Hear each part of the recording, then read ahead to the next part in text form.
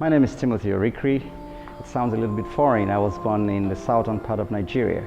I have lived in the United States since 1995. I came here not just to see the sighting of America. I came here as an artist who was eager to learn and to in some way contribute back to the American society. You may wonder why I create art.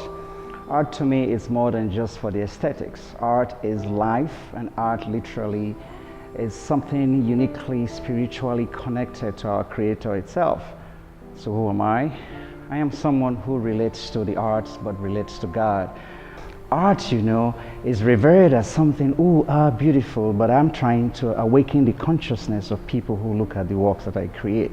So when I came to the United States, there are lots of things you find around you that were resources. I thought about going through the park in St. Louis, Missouri. After they had barbecue, I would pick their straws, I would pick papers and foldings, and kept looking for what to do with skewies.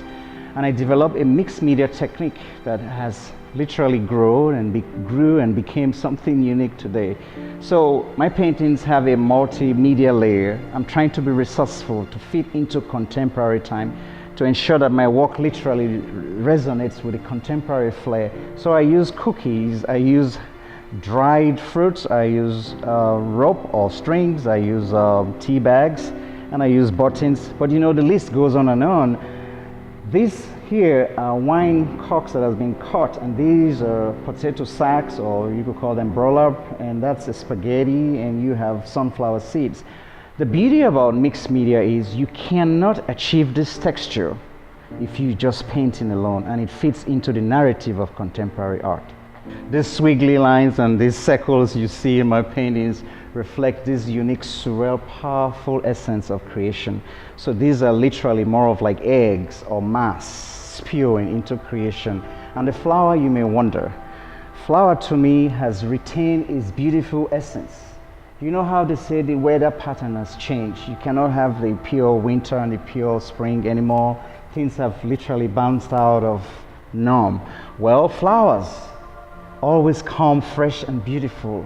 There should be a mystery to that. But this painting, for instance, I'm taking legal, natural, creative license to hybrid my flower and to just show if I listen to God, He could have almost repainted or have me paint the flower in a content and concept of creative essence.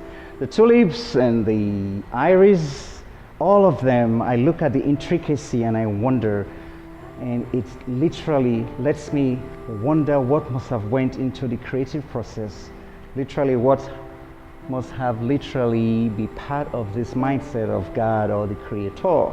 This also reflects that the orbital dance, everything in life revolves through change, and all over my paintings you will find this unique vocabulary of the essence of things in oval format or in circular format, in cubistic format. And so my creation story taps into the conscious thinking and into the surreal thought of what must have happened in creation. I'm painting my creation story because it reflects the pureness, the crisp, the beauty, the wonder of how I think surrealistically, how I think abstract-wise, how I thought it was in the first garden. Not just the first garden. The garden had creatures, the garden had flowers. So these flowers you may see, they are kind of mutilated. It is not necessarily a realistic creative process of mine. My paintings are reflections of what is inside. Subject to criticism, subject to random thoughts, subject to beauty, subject to discourse. The discussion here is, can we create the world in the pureness? Can we live it in the pureness of how it was on the onset of creation? My creation story dates back to a child who feels he has this urge to create. And what you see in this exhibit reflects my yearning of finding a way to have creation to remain as how it was before. If possible, how we could create a continuum. And so, yes, I've been painting for a long time, and I'm still learning, and I have a lot to do. I hope you enjoy these creation story paintings.